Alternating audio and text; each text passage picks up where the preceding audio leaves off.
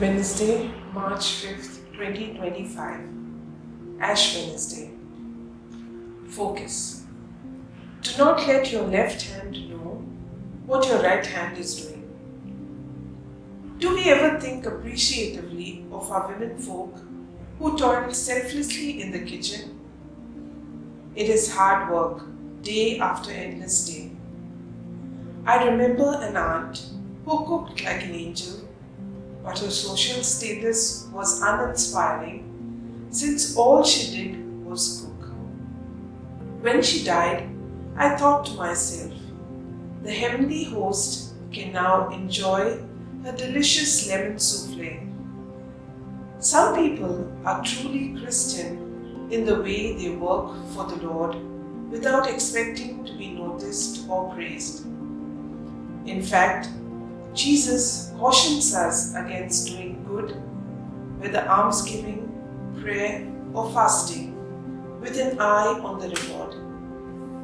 What then should our attitude be? The world advises us to indulge our passions.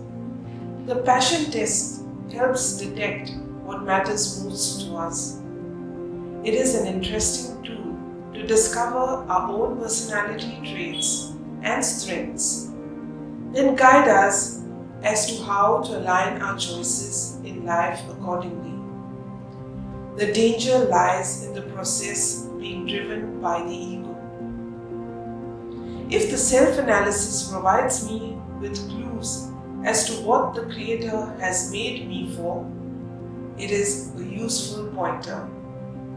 But if I live for my own satisfaction and pleasure, I fail in what Jesus proposes, living for God. I must repent and return to the Lord. Fruit. On Ash Wednesday, as we enter the season of penance, let us pray. Lord, empty me of self, fill me with